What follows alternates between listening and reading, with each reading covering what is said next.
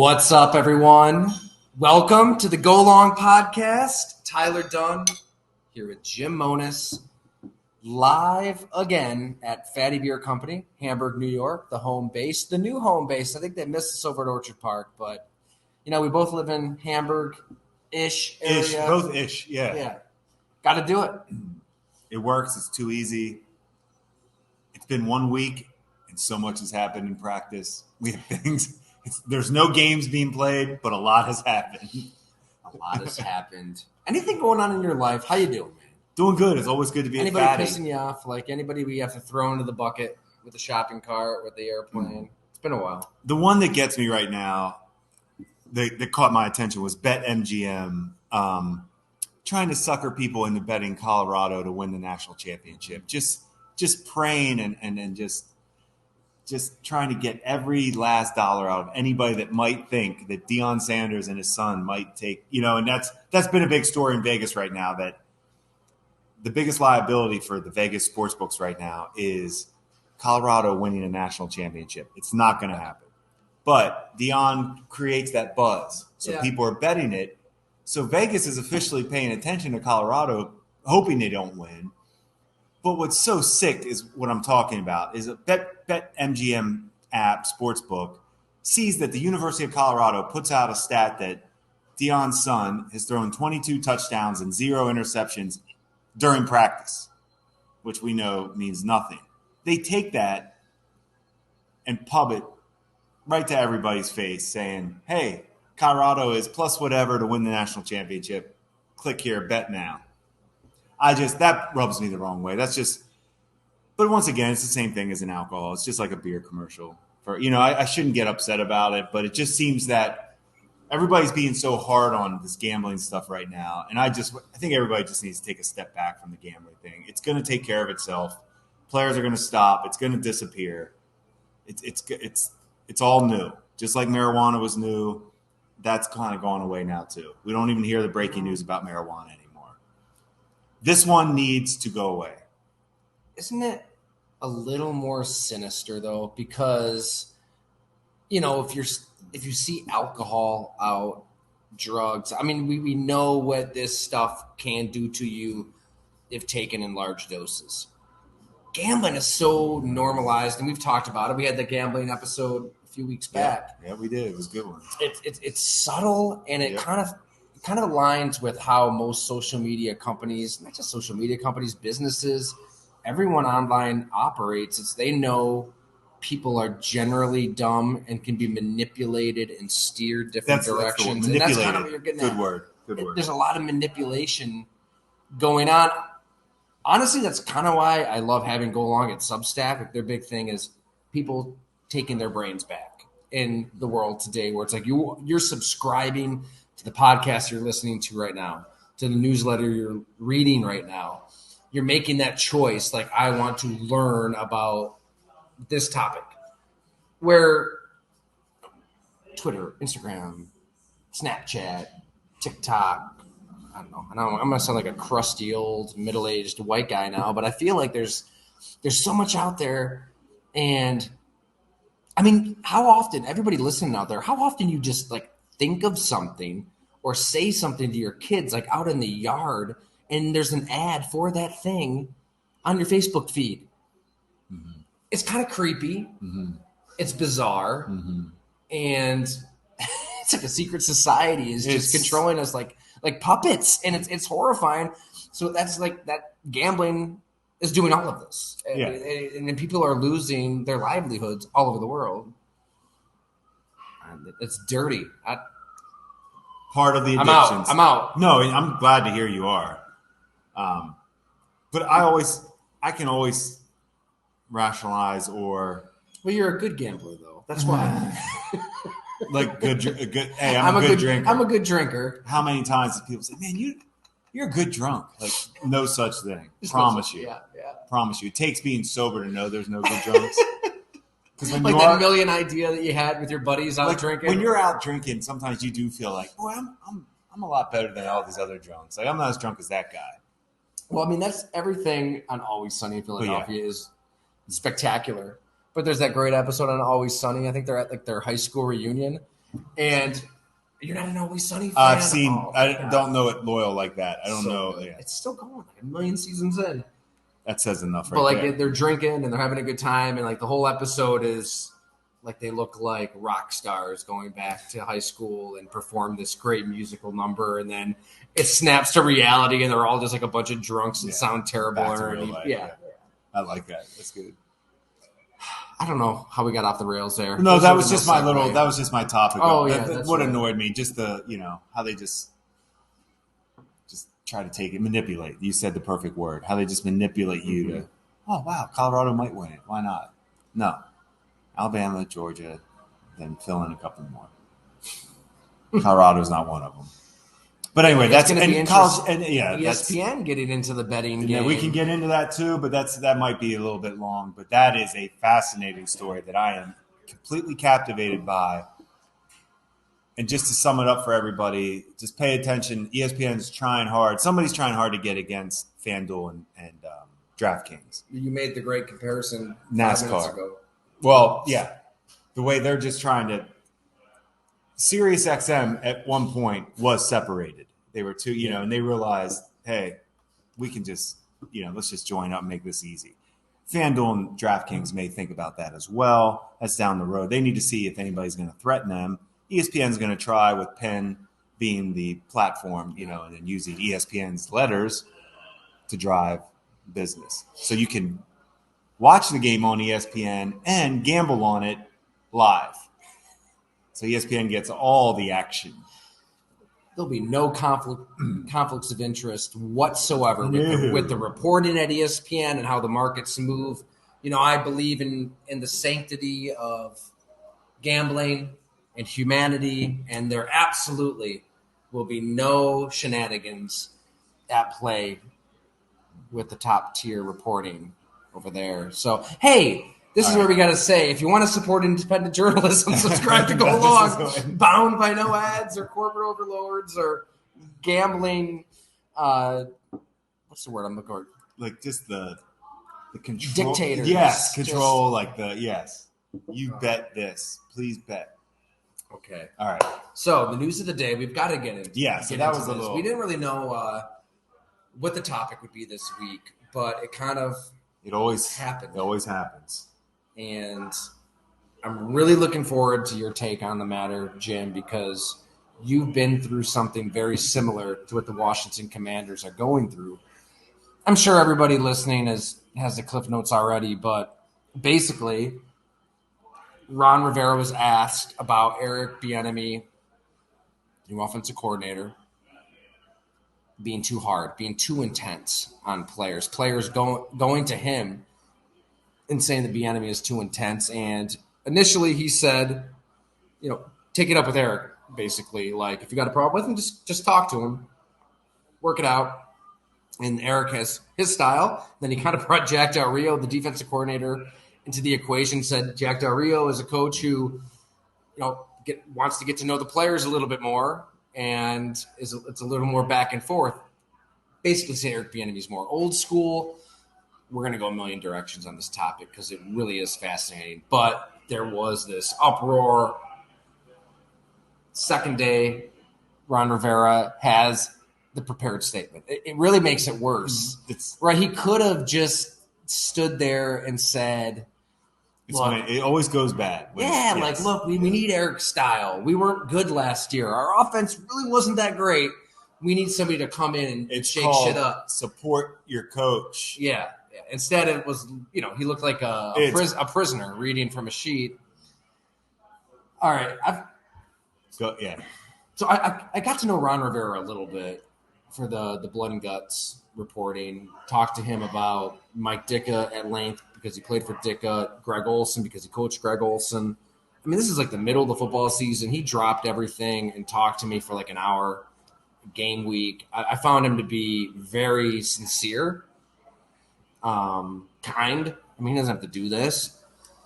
And then I initially read the comments that he said about Eric Bieniemy, and it didn't look good. Then I listened. I watched the press conferences. It wasn't as bad, I guess, when I actually watched him. I don't think he was trying to rope-a-dope and mislead. But there is part of me, whether it was intentional or not, that has to think that Ron Rivera may be trying to put up a shield of some kind. Like, look, this is a new ownership coming in. Everybody knows that their performance is basically a job interview this season, right? Like, and beyond this season, everything's on the table. They weren't very good last year. Who knows what's going to happen at quarterback? Sam Howell's going to start. Eric Bieniemy was hired, but was it Ron Rivera? Was it Jason Wright? And what are their plans for him? I think if you were to bet, speaking of gambling, on who has a better chance of being the Washington Commanders coach in 2024, Bieniemy would probably have better odds than Rivera, right? Because Rivera's head would go first, depending on how it goes, how the offense looks and whatnot. But I don't know. I don't, just based on the one conversation I had with Ron Rivera, I don't think that he is taking it to this level, but it's not out of the realm of possibility that this is his way of just kind of dropping a little something to ownership. Like, here's something happening. Like, subtly, look, players, they're not really responding to Eric Bieniemy. Like, you guys just have to know that. It's not that pretty. And which is crazy because they haven't even played a game yet. But what do we always come back to on this podcast, Jim? It's a game of survival. Like, the NFL, you were on that Titanic, Jim, yourself. You were on it. Every time I see the guy, yeah. Yeah, like, in certain people, as they're scrambling for the lifeboats and they're looking for a life raft and the Titanic is about to hit the iceberg, like, certain people get thrown under the bus. Reporting comes out, comments are made, everybody's looking out for their own ass. And if you're not playing that game, you're going to get thrown overboard or you're going to fall overboard. There's going to be no protection. It could be a very subtle way for Ron Rivera to make sure something negative about Eric Bieniemy subtly gets out there, because it wasn't it wasn't just this open and honest unloading of emotions the second day when it could have been. He's reading from the prepared statement. They're moving on. Nothing to see here. Mission accomplished, basically. So it could be that, and I want to get into just like the idea of harsh coaching in 2023, like next after all this. But am I crazy to think that this could be Ron Rivera's way of telling the new owners? Yeah, I know, like, everybody in the National Football League, like every single media member, players and coaches, outside of LaShawn McCoy, who's been pretty honest on Eric Bieniemy, most people have been banging the table. Eric Bieniemy should be a head coach. This is an atrocity. He needs to be a head coach. This could be his way of just kind of floating out there. There's this element to his coaching that guys don't necessarily like. He said he said they were concerned, right? Like, they were concerned. I feel like there's two separate ways to talk about this. I want to talk about the Washington front office and team from all this with Rivera, and then let's do Bieniemy separate. Perfect. Because I have some thoughts on that as well. For Washington right now, let's always go back to the core four. Ownership, brand new, which means we don't know. That's scary. You're going to get very positive tweets out of Magic Johnson. That's fine, right? That's fine. I've been through this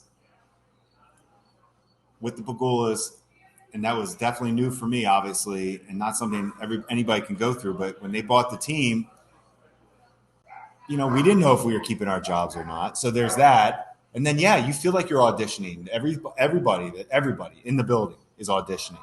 Sorry, new owner, so we know there's going to be some change. Head coach and GM, they are not synced up. Martin Mayhew and Ron Rivera, that was a forced little arrangement. That's not going to work, as we know. Don't like it. Now, next one, quarterback, Sam Howell or Jacoby Brissett. This is that or time of year for depth charts. I've noticed a couple teams that do the old or, and I have a big capital O, capital R equals you fill in the blank. I love the ors. Or is amazing. Inconsequential positions. Like the Bills depth chart, there's like 3 ors, right? Like middle line. That just means you have some depth at those positions. Just means you see or quarterback. These are nuclear codes, and nobody should know. Or can be good for any other position but quarterback. So in my opinion, I think Washington is a disaster. I see them being one of the worst teams in the NFL this year. I see this thing getting blown up completely.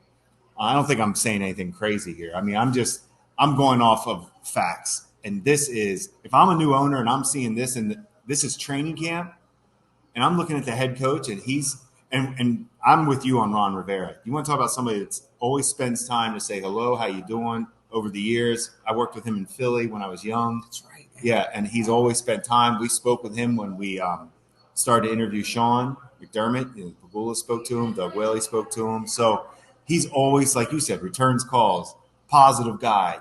His coaching speaks for itself. Great storyteller too. He has some great stories to share. Always good. So but for him to put that out there like that on Bieniemy, that to me is a no-no. Just keep that behind closed doors. Address it with Bieniemy. Tell your players, figure it out. It's a profession. I'd be concerned. That sounds like a blow up to me. The Bieniemy stuff, where there's smoke, there's fire. Shady McCoy, somebody I do feel at least confident in saying I do know him enough to know Shady's on this one. Won't let it go with Bieniemy. So that tells me I've been with Shady long enough to know that he believes in something against Bieniemy. So I'm paying attention to that. The next thing I'm paying attention to is Andy Reid basically fired Eric Bieniemy and said, no offense, Matt Nagy got fired from the Bears. He's the next man in waiting. I need him to call plays. He's better than you. That's what that was saying. Nobody wants to say that. No, but I'm saying it. It's obvious. Yeah. And there wasn't one guy. I hate to say this because I don't know Bieniemy and I don't know his style. I'm just connecting dots. If that one of the greatest head coaches, one of the greatest head coaches in the history of football is telling you it's time to move on, you've done everything you can here, you're trying to run that back every year. Patrick Mahomes, you're not trying to break up anything right now in Kansas City unless you're just that confident you can just – and Andy knew Matt Nagy could handle it because he did before. So, I mean, let's cut to the chase. The narrative is that the NFL is racist toward Eric Bieniemy. That's the narrative. I mean, and that's where I don't really have an opinion on the matter. I don't know him as a coach. That's where I don't know if he's good. I don't know if he's bad. Address it. Right. I don't know if these owners are holding I don't either. The color of his skin against him. I don't know. I don't either. I feel, though, that that just seems insane to me. Because if you're in the business of winning, no offense resembles a juggernaut quite like the Chiefs. Why wouldn't you want to take the offensive coordinator from that system with that quarterback and put him in a position of power yesterday? So I think LaShawn McCoy might be onto something. There's something we don't know. There's something we don't know what he's like to deal with day to day, right? I'm waiting for Mahomes to come out. We saw them go at it right before the half. I forget which game it was. It'd be fun to see if Mahomes would just say, hey, Shady's just Shady needs to take a step back. Maybe somebody defend Bieniemy. You don't hear that necessarily. As you see, I'm just connecting dots. I'm just looking for that type of thing to sway me from what I'm starting to think may be true. That maybe he does rub. It doesn't mean he's not a hell of a football coach, but to get a head coaching job, you do need to not rub people the wrong way, especially the owners. And if the owners are worried that you are going to rub the players the wrong way, they are not going to give you a chance. They shouldn't. I mean, I hate to say that, but the owners should not hire a head coach who they are getting feedback from other people when they're doing their research that players aren't. And I'm saying that is the case. And you've been involved with these coaching searches. I have to think that it's insanely extensive. It was awesome. It was awesome to hear. They're digging into his past. To hear other coaches speak about the candidates, to speak about Anthony Lynn, to speak about Sean McDermott, and hear the overwhelming support and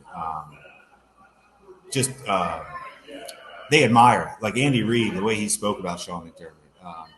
Obviously, the way Rex Ryan would speak about Anthony Lynn. I mean, it was almost like just proud and you're crazy if you don't hire him is basically what everybody says. Now, Anthony Lynn, Texas Tech alum, right? Always talk about that one. He was, as far as that one would have been Texas Tech quarterback. That may have been. I think the Anthony Lynn, if that's who the Pagulas would have chosen, I think Patrick Mahomes would have been in Buffalo. which is unbelievable to think about. I mean, that's a counterfactual. I think that's fair to say because that's me saying that without knowing if Anthony Lynn wanted him or not. But we did laugh and joke a little bit about the whole Texas Tech thing. I mean, I'm pretty sure Anthony Lynn being an offensive coach and seeing that highlight, it wasn't a highlight film. It was every game. It literally was every game. Where you laugh when you watch Mahomes. Now we're talking about Mahomes again. You could do Rodgers soon too. We'll get him Mahomes Rodgers out of the way. It's like that film you're trying to figure out. Like this, you're watching it like, what is this? Insane. What is it Johnny Manziel or no? It's way different. Is it way different. Something? Because that film was nuts. We're gonna get to Johnny. Yeah, we'll go that, but way different. It was throws that other people couldn't make. It was. I told you, he was doing things other people never did on film. I mean, if. This is where I know we just so back to let's go back to real quick. But if Terry would have said like we're going to hire you, Anthony, but I kind of like this Mahomes character out of Texas Tech. I'm sure Anthony Lynn in a heartbeat would have said, "Fine, let's go. Yeah, he's yours." And it would have been done then. Yeah, it's that simple. So it can work like that. But back to that Bieniemy stuff. This all is distraction mess. Unless Sam Howell takes that Brock Purdy. Leap of now you're not a late round quarterback, you're a superstar. I'm kidding, obviously, because Purdy all of a sudden has been anointed too. But unless that happens, I don't see this team competing. That division's real. Like that's a real division. Yeah. I mean, you have 6 games against playoff caliber teams. Right, in your division. Oh, I totally. I love the Giants. That's what I'm saying. Everybody loves the Eagles. And Dallas is they're Dallas has caliber. They're top 5 ranked defense offense every year, like top 10. It's going to be tough sledding. So anyway, that thing to me just screams blow up.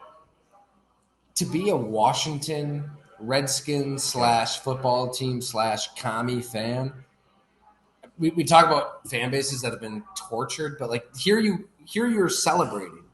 I mean, their fan base was dropping the confetti and going nuts when Dan Snyder finally exits the building, and then all this happens.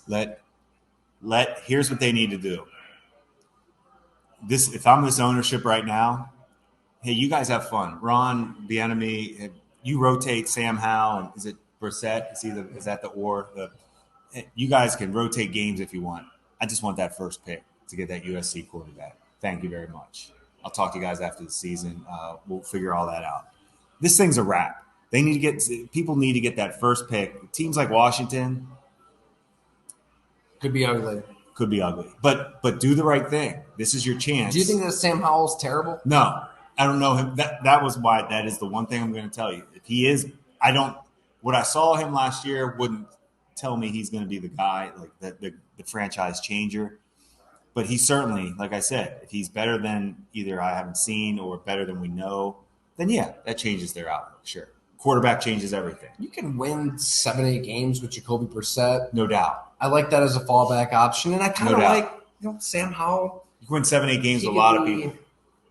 He could be a poor man's, maybe a homeless man's Jalen Hurts, right? He can do some inside runs. He's got a pretty deep ball. I'm sure this is their thinking, right? This is their thinking. It's, okay, for 1 year, we've got a really, really cheap Sam Howell. He's making 5th-round pick money. And a veteran in Jacoby Brissett we know can win some games. We don't really want to They have talent. They have players. They have ability. Yeah, they have players. The defense is good. Defense is really good. Defense is good. If the offense is average, you can talk yourself into winning for any team right now. I can follow their logic. I'm gonna look up to an extent. I just look around the division and I don't see how the Commanders can beat these teams. I think we have to talk about Bieniemy and what about we're not there at training camp. We're not in the meetings. We don't know what is being said, how it's being said, what his style is. Correct. I think there has been a overall feeling though, like he is a harsh coach. He is a hyper intense coach, which I love. We're both kind of old school guys. Like football's a violent game. It's played by violent people. Like the language. Yeah, it's they hear in a locker room the language that like even like Greg Williams is infamous. He's okay. Cut the head off the snake stuff. Right. obviously it sounded horrible. If you're sitting in your climate-controlled cubicle at a bank, it's going to sound really bad. If you're in an NFL locker room with the kind of people that are in that NFL locker room, it's bad. It is bad. But it's not like it doesn't justify and warrant the uproar that it received at the time. So what I'm saying is football's a different world. And there is part of me that wants to agree with the take that's out there. Like, what the hell, Generation Z football players that can't handle rough rhetoric? Like, suck it up. Suck it up. Quit being soft. I don't know what's being said. All I know is this, Jim. We had the Jaguars story with Dewey Wingard talking about Urban Meyer. We talked about it last week. I've seen it with Urban. Friday morning, I'm going to have this story on the Detroit Lions, how they built a winner in the vision of Dan Campbell. Let's just say Matt Patricia, not that different than Urban Meyer. Players were quite happy to see him fired. There was elation. There were players who may or may not have retired just to get away from him. If you spoke up, sayonara. You were traded. And it was his language. And it was like two Matt Patricias. There was the Matt Patricia on the practice field that they dealt with, and then the one in the building who was somebody you'd want to get a beer with. It was like you had this facade. Yeah. So definitely subscribe to Go Long Friday. I'm like hesitating because I kind of want people to subscribe and read the story. It'll be out. But a lot on Dan Campbell and Cleve Raymond, Tracy Walker, Alex Anzalone. Talked to a lot of these players, and it was a different world with Matt Patricia. And I think he did cross a line. Because at face value, you hear some of these stories, and it's like, come on, suck it up. But there is a line, and you're dealing with grown men, and you can only talk to these grown men and treat them a certain way to a certain point. Maybe Bieniemy also has crossed that line. I don't know. Maybe these guys have a point. Maybe these players, pissed off about how he's talking to them, have a point. I'm not sure. I think all we can say right now is it's messy. Unbelievably messy, which is absurd for this time of year. Because this time of year, it should be roses and sunshine and lollipops, and we're going to the Super Bowl, baby. It shouldn't be this. It should be all about the X clips.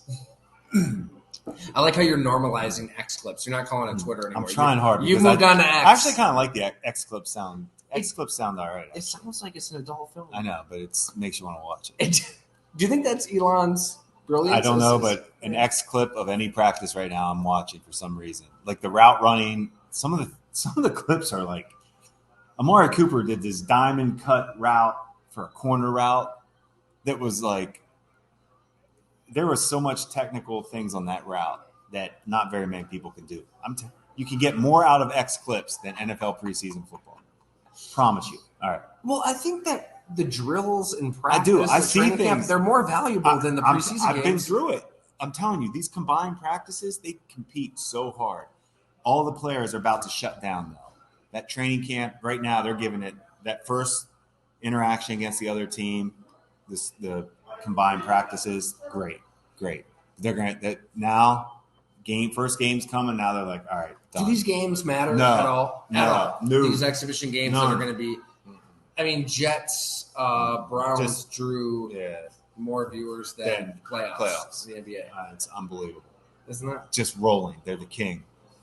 But no, it doesn't. I really tell you that you're looking at. All right, I'm being a little. Yes, you're evaluating possibly going into training camp 4 or 5 guys maybe. Fighting for like 3 spots. So that's true, right? Before the training rosters camp are set. even starts, rosters are set. All but 5 roster spots. I'd say that's usually a good number in that range. And you're just hoping to stay healthy, which is why nobody hits. Right. So you know the guys, if they stay healthy, they're on the team. And then you know the guys competing for the bubble, for the last spots. And those are always awesome. And that the preseason matters, but a lot of times practice has done enough. the day in, day out, how you are professionally does enough. So, but I still think about Terrell Davis in '95 lighting up a returner in Japan, right? Like there can be a moment, there can be a singular moment that maybe I agree. I'm not trying to say that. Forces an opinion to change. I think I'm more trying to say that it's not an important game for most of the players playing. I mean, it is a Ponzi scheme. I mean, fans still have to pay full price for these exhibition games, which is it's awful. At least they cut it back from 4 I told you last week, and I'll stick to it. The fact that they have spreads on these games and people are betting on them, it's just taking it to a level. You're getting, like, I'm just telling you, look at the rosters. Look who you're betting on. Go back and see who you bet on in week 1 of the NFL, say preseason week 2. And then look at the roster the regular season once the cuts are made and see that you just bet on a game that probably half the guys that you bet on are not even on the team now. So that's what I'm saying. Like, the NFL is just it's a train, man. The train is not being stopped. Well, the next time that Roger Goodell stands up there and gets all indignant talking about player safety, just remember that they have these meaningless games. And just remember that there's going to be physical injuries, brain injuries inflicted. I mean, Kevin Cobb's 4th concussion that ended his career. It's everything that we detailed was a preseason game. It is a game. Like, if you really do care, like out of that DeMar Hamlin stuff, if you really want to make the game safer, own the reality of the sport, own the violence, and then work around the reality in which you exist. Get rid of the preseason. Like, they're not going to go back to 16 games, but adding the game was hypocrisy at its finest. Like, just there's so many things they could do. So many things they could do that they don't. So I think we should just roll our eyes the next time we hear that bullshit. Anything else commie related? I think we kind of covered. We haven't really talked about the comms lately. No, the only thing we didn't do. They got to change their name, right? That's a pretty terrible name. It sounds like something's going down there. Yeah. Changing it. What would you change it to? That one's just the Washington football team work. I agree. It wasn't that bad. It had more cachet and stickiness than Commanders, I feel like.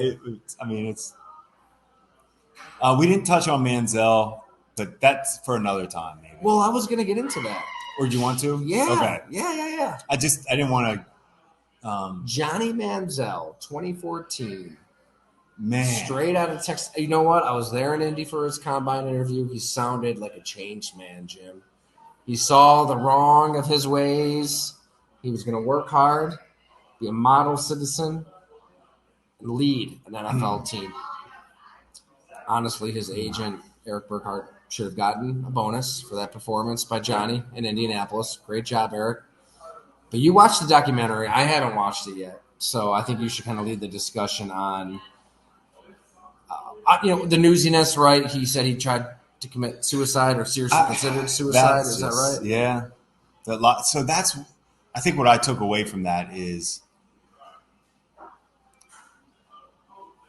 as a father, I don't know, pay attention to the father when you watch this. That's what I struggled with, is how can you let your son, how can you not be by his side every step of the way, knowing he was living a hard life in college.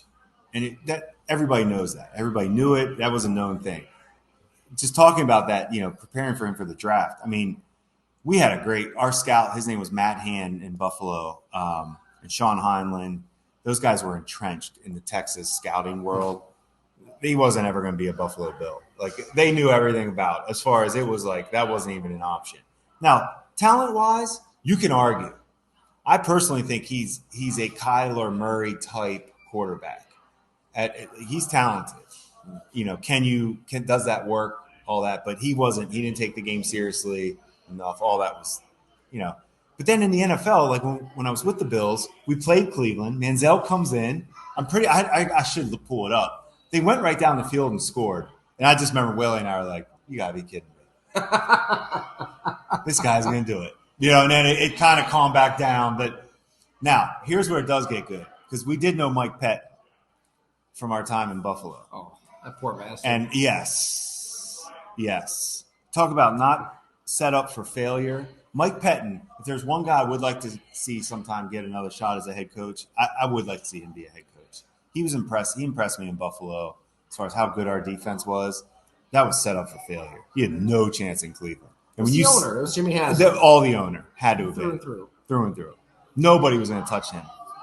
All right, so I have to watch this. We've been, it's fun, man. Drowning in Succession lately, like I've said. But I remember a conversation I had with Ray Farmer. Oh yeah, Ray. I know. Back in 2016, so this would have been my first year of Bleacher Report. I did Ray, man, right? I was reporting on Derek Carr, and so I just called Ray up, was asking about that. So at that time, like Carr's going to be the MVP. So my point was like, why did you? Like, what happened to you? Like, why did you take Johnny Manziel and not take Carr? And holy heck, if he could been biting his tongue anymore, I think like his tongue would have just slipped through the phone receiver. He couldn't fake it. He said like a dozen times like that there was a lot that happened behind the scenes that he didn't agree with. Good way to say it. That it was out of his hands. And in so many words, that it was the owner's pick. Like and they knew. He said that none of like you just said, nothing that happened to Johnny Manziel in football and life was a shock. That everybody in house knew. In Cleveland, they probably get into this in the documentary. So, but they knew. Most teams knew. He didn't care. He wasn't going to work. You can't invest a first-round pick in that player. No. And it's still tempting, though, just like it happened. It is tempting because there is ability, but. Oh, I was hook, line, and sinker. I mean, that Alabama game, I was right there with Skip Bayless on Johnny Manziel. I'm not going to tell you. This guy's going to change the game. Just wait until you watch this episode and they talk about the Alabama game. Do you already know? No. Okay. Go ahead. He was hungover. Cliff Kingsbury talks about it. They had to get him hydrated for that game. He was so hungover. For the Alabama game. Think about how the decision-making process that goes into we play Alabama tomorrow, and I'm still going to go drink my face off. He says it, and I hate it because I feel like I'm just really regurgitating the episode. But people probably haven't seen it. Friday Night Lights was him. That show, Texas high school, that was Johnny Manziel. Was Friday Night Lights. He played football for what it brought to him: the girls, the partying, the money, fame.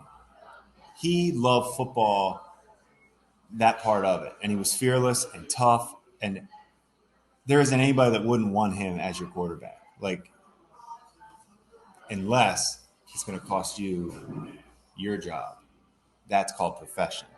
And that's when Manziel gets the NFL and the professionals are looking at him like, get the hell out of here.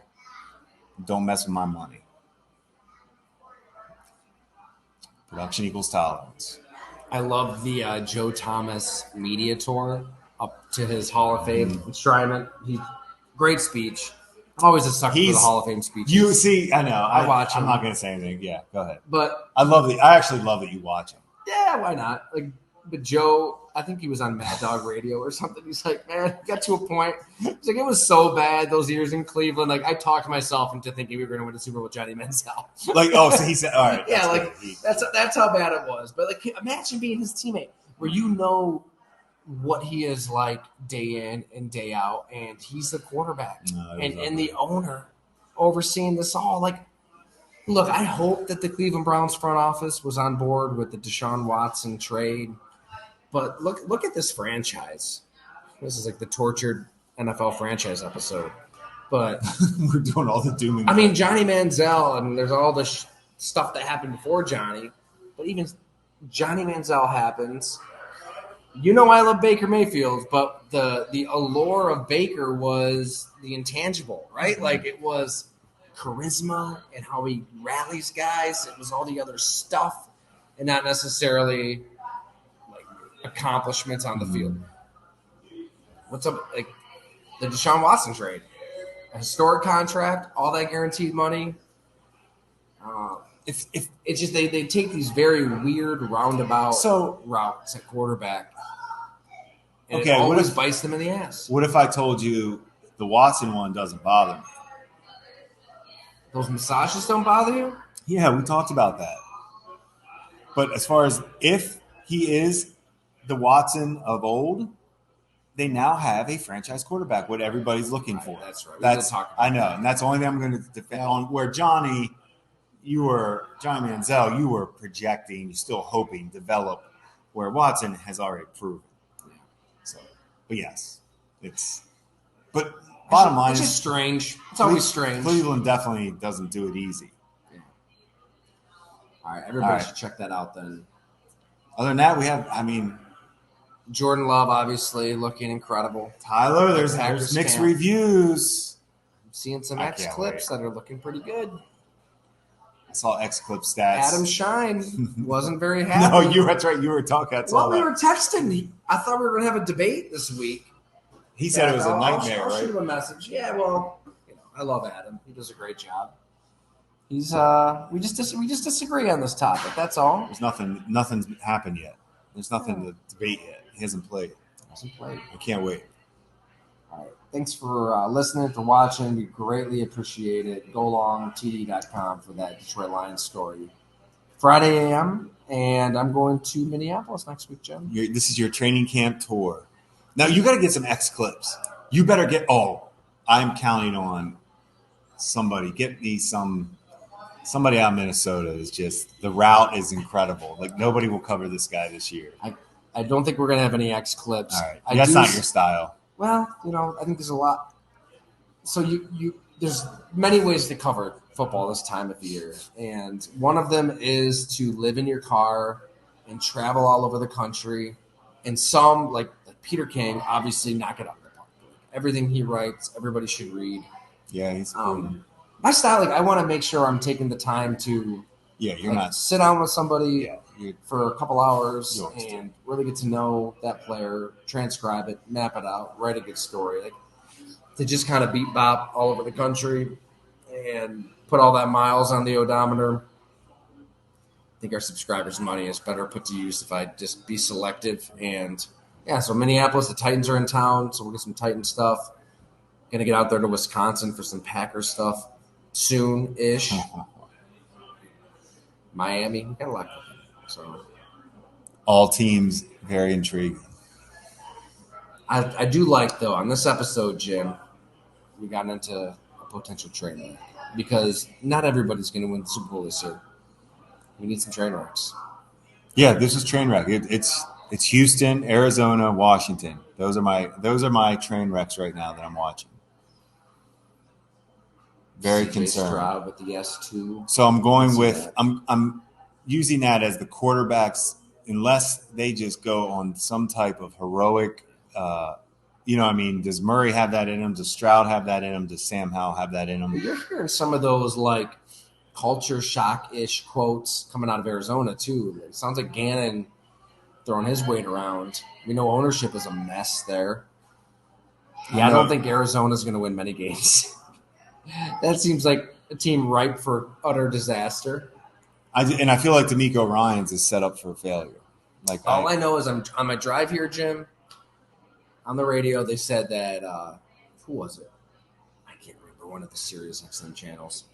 The fella hosting the show said he watched Hard Knocks and his opinion on Aaron Rodgers changed. It changed with that one episode. This is going to be. Which I'm sure Aaron, with the cameras right in his face, I'm sure he didn't act out of character at all. I'm positive. I wonder if they were able to strike some type of deal where they could go. Rodgers gives them that great effort from the opening episode, and then they're going to back off.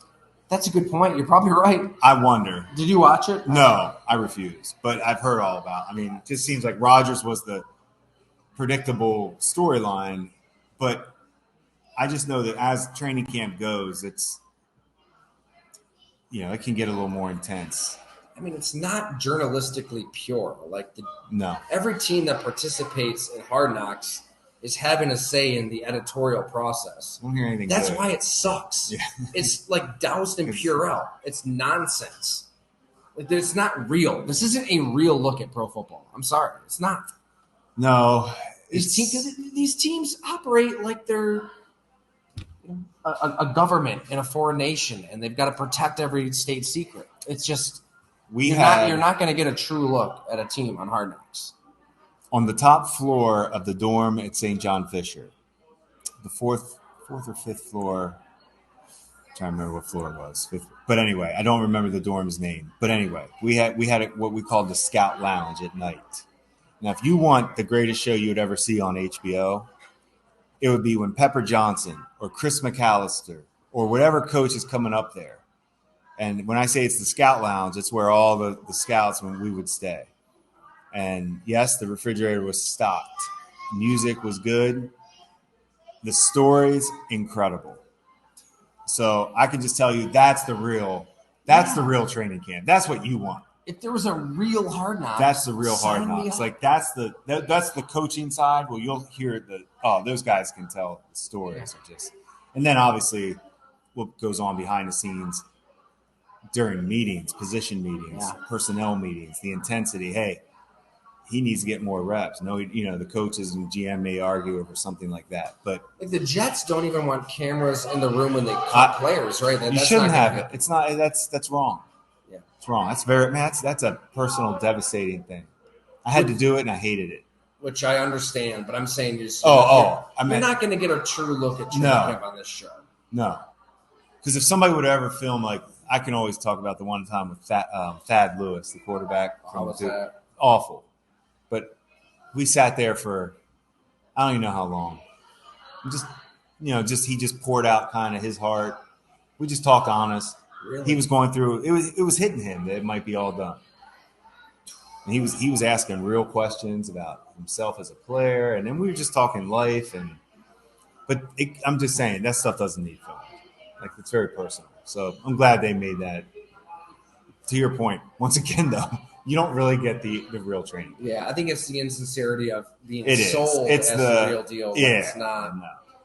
When you put it like that, too, that has to be rough. How long were you talking to Thad Lewis? That one probably lasted it was probably 30 minutes, which seemed like 4 hours, probably. Has there ever been a time when you cut a player and the player's asking questions or pleading their case and They made a point. They're like, am I making the right decision here? Maybe I shouldn't be cutting this player. No, I can't say that I was second guessing during a cut. I'm trying to think of one. I'm trying to think if there was one. I always talk about the Fred Jackson one was different, but that one we just knew was going to be. Oh, when Doug, he didn't go rogue. I'm just saying when Doug made the decision that everybody knew that was going to happen. Rex knew it. Anthony Lynn knew it. The Pagulas knew it. Fred didn't know it. Fred's agent, Ron McCooley, didn't know it at the time. And that caused certainly a little phone call. Ron wasn't real happy. Ron wasn't real happy with Doug on that one, which I get. Look, I see both sides to it. It's not easy. That was a no easy way to rip the Band-Aid off type thing. I think that's kind of where it got to. How do you do it? I'm trying to remember his training camp. How did he look old? No, it wasn't even that. At that point, it was we were talented. It was at that point he wasn't for him not to be the number 2. Carrying him wasn't going to we weren't going to get everything out of him. And Sean McCoy, Carlos, and then Booby Dixon. Booby, who was a special teams player as well. If I remember. Bryce Brown kicking around. Bryce, well, now Bryce, like we said, we thought there was some. That's right. Yeah, we did want him fumbling. But to keep Fred around after Shady and Carlos. Where it's easy to say right now. Easy to say, no matter what we would have done that year, it wouldn't have mattered. Okay? So, would it better to keep a true leader and like one of the greatest stories, professional, toughest, greatest players you're ever going to watch? Yeah, maybe. Yeah, I'm especially sure. But considering the shitstorm that was our job, though, at the time with a new owner was to show him we are trying to put the best roster together, talent-wise.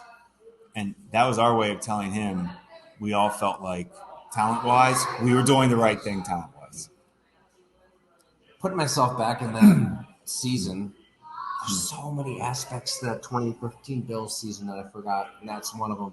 But he did kind of represent old guard, the drought, how the Bills were in the past. But he wasn't the reason. It just I know, but it felt like Rex coming in, the LaShawn McCoy trade. Hey, there's Richie Incognito. Mario was like, it was almost like a new phase of the Bills, and it was symbolic.